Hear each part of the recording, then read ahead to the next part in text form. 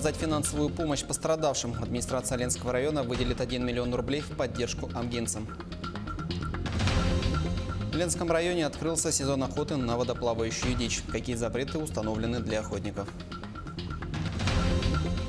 Владислав Андреев, бронзовый призер чемпионата Европы по вольной борьбе, дал первую пресс-конференцию в Якутске. О чем рассказал именитый спортсмен.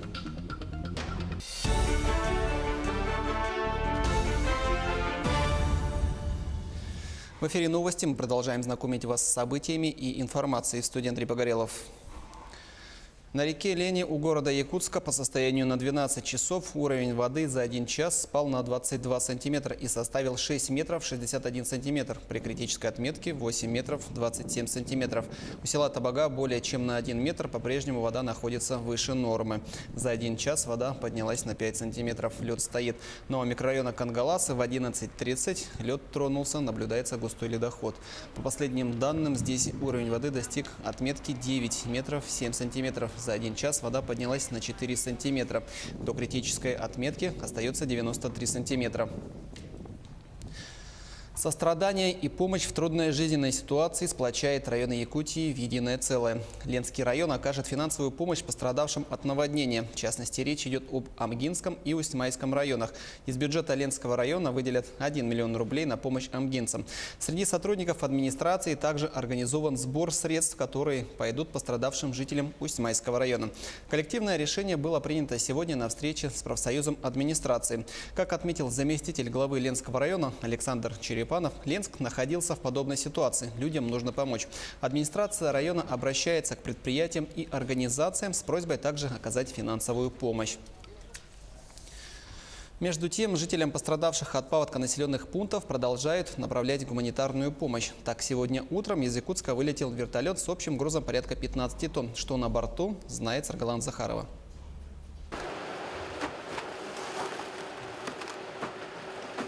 Сгущенка, мука, консервы и, конечно, медикаменты. В списке десятки наименований. Пострадавшим от паводка гуманитарная помощь от крупных предприятий Якутии и региональных министерств. Загрузка вертолета началась еще ночью.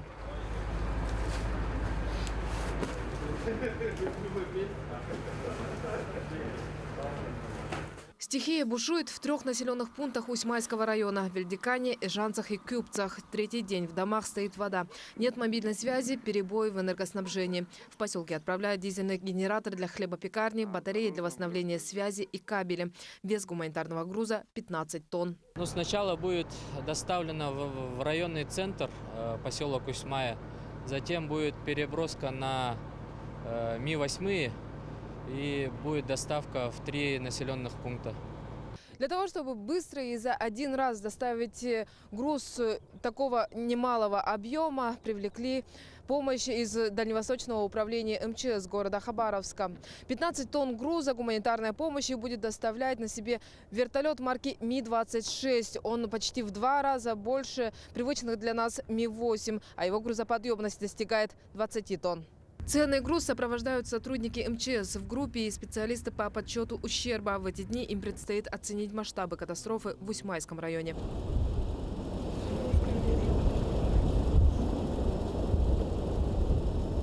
Саргалана Захарова, Владимир Павлов, Якутск. С сегодняшнего дня начались перевозки пассажиров на вертолете Ми-8 по маршруту Маган-Нижний Бестях и обратно. Стоимость перелета составляет 3000 рублей. Билеты можно приобрести в Маганском аэропорту Полярной авиалинии. А для пассажиров с Нижнего Бестяха билеты будут продавать на площадке Маньяктах, где приземляется вертолет. Отметим, что на одного пассажира предусмотрена бесплатная перевозка багажа до 20 килограммов груза. С Магана до Нижнего Бестяха вертолет будет вылетать в 11, 12 и 13 часов, а с Нижнего Бестяха в сторону Магана в 11:40, 12:40 и 13:40.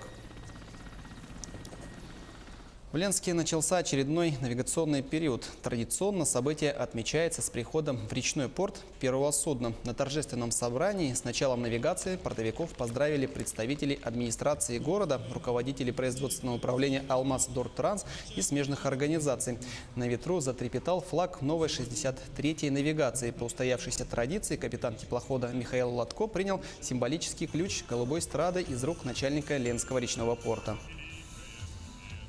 Речпорт полностью готов. В межнавигационный период были полностью обслужены все портальные краны, также подготовлен буксир Арбатский, плавкраны.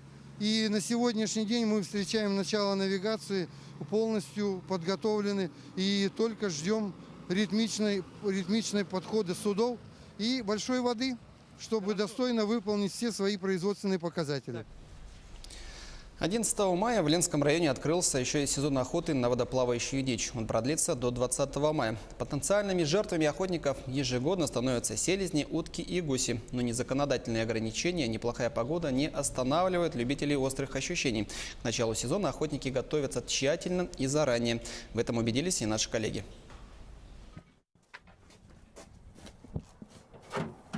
Запасные винты тоже обязательно с собой брать. Наконец-то поедем долгожданно, отдохнем, поохотимся. Родная лодка. Открытие охоты на водоплавающую дичь Михаил и Антон ждали всю зиму. Погода сейчас не самая теплая. То дождь, то снег. Но людей азартных и по-настоящему увлеченных ничего не остановит. Подготовкой к отъезду занимаются задолго до выезда. Отправляются в 5 утра.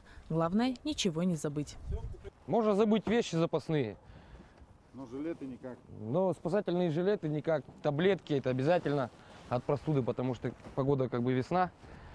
Ружье нельзя забывать, документы нельзя забывать ни в коем случае, потому что это грозит штрафами. Самок нельзя стрелять.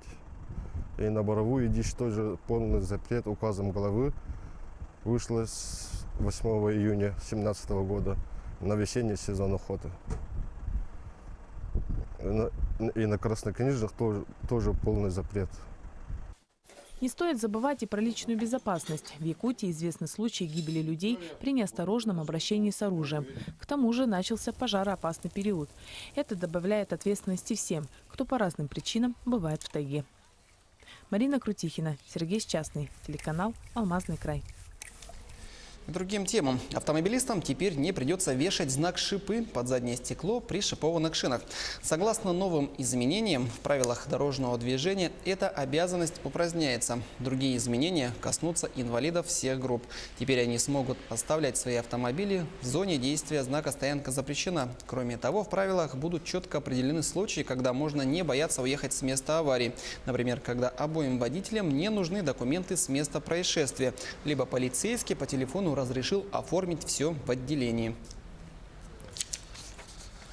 Сотрудники районных управлений соцзащиты, архитектуры и строительства пенсионного фонда и других структур провели встречу с населением в поселке Арылах Мирнинского района. В этот раз местные жители получили консультационную помощь по жилищным вопросам, приобретению земельных участков и материальной помощи. Кроме этого, в ходе рабочего визита проведена перерегистрация льготной категории граждан. В нее входят ветераны труда, трудового фронта, инвалиды и все льготники, получающие единовременные денежные выплаты на компенсацию по жилищно-коммунальным услугам.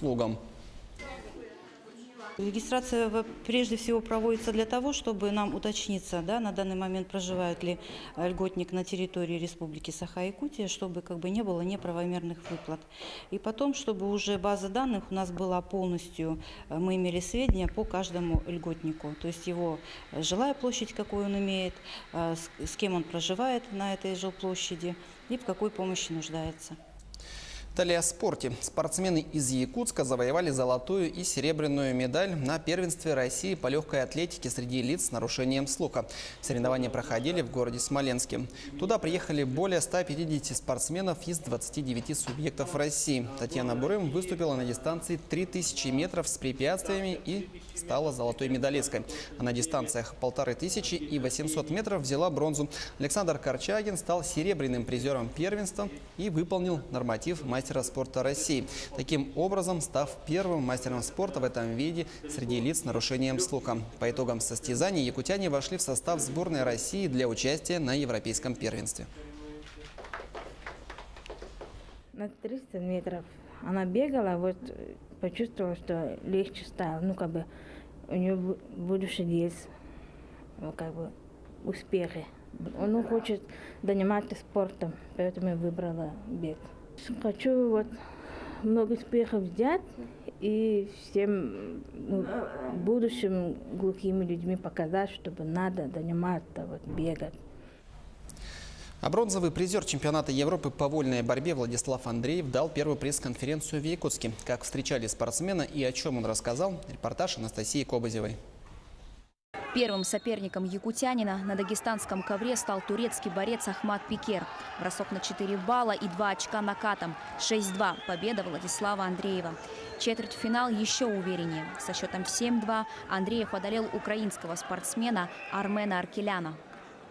Чемпионат Европы очень такая напряженная была. И мне очень мало времени давалось после чемпионата Республики Беларусь.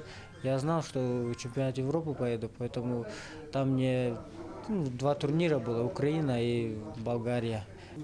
После 2 ярких побед Андреев вышел в полуфинал. Соперник – прошлогодний чемпион Европы Георгий Эдиширашвили. Якутянин постоянно атаковал, 4 раза проходил в ноги, но так и не смог сбить соперника. Эдиширашвили выиграл со счетом 4-1. Он очень опытный и физически крепкий такой. У него такая взрывная сила. Я думаю, мне не хватило чуть соревновательной борьбы. Сколько, 2 года не боролся. И до Европы у меня 3 только соревнования было. Поэтому мне надо чуть-чуть над физухой поработать и в положениях пробороться хорошенько. Тогда будет все нормально, я думаю.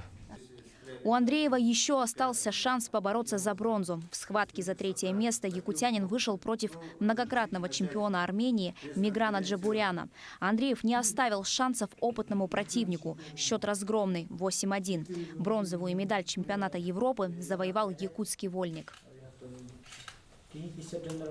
Потому что все свои баллы он заработал в атаке. Так что было бы интересно посмотреть их схватку. Вот, пожалуйста, еще одна бронзовая медаль Андреева. Да, и он становится уже многократным призером чемпионата Европы. Да, пока победителем не получается. Уже сегодня Андреев готов вернуться в зал. Борец уверенно говорит, сил еще полно. Чемпионат Европы – это лишь начало. Максимальные планы только Олимпиада и золотая медаль, а другого нет. Анастасия Кобызева, Александр Слепцов, Якутск. Таковы новости этого часа. Развитие событий узнаете в следующих выпусках.